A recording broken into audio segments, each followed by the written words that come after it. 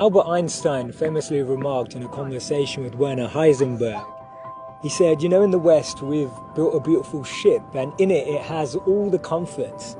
But actually the one thing that it doesn't have is a compass, and that's why it doesn't know where it's going. This paradox of our times was propounded by the Dalai Lama when he said we have wider freeways but narrower viewpoints. We have taller buildings but shorter tempers. Will Smith said that we spend money we haven't earned on things we don't need to impress people we don't like. And it's phenomenal how the same technology that brings us close to those who are far away takes us far away from the people that are actually close. 30 billion WhatsApp messages are sent per day, but 48% of people say that they feel lonelier in general.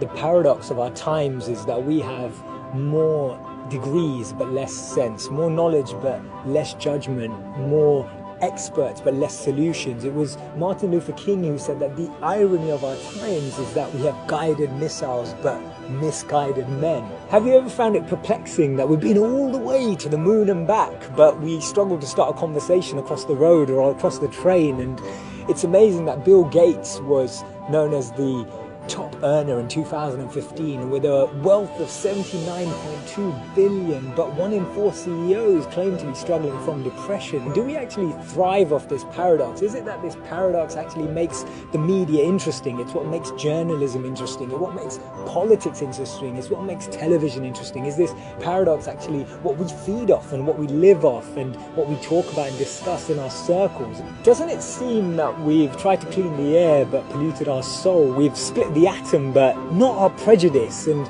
we're aiming for higher incomes but we have lower morals. So I'm hearing you ask, how do we bring a change? How do we dissect this paradox that exists in our lives? And it starts by us, each of us, pressing pause, pressing reset, and then pressing play again, taking a moment to become more conscious, taking a moment to become more aware, taking a moment to really reflect on the consequence, the implications of a misplaced word, of an unnecessary argument that we all know we didn't need to have, or to speak to someone just slightly differently, in a different tone, in a different voice, in a different empathy, with a different perspective, just to really connect with people on a different level.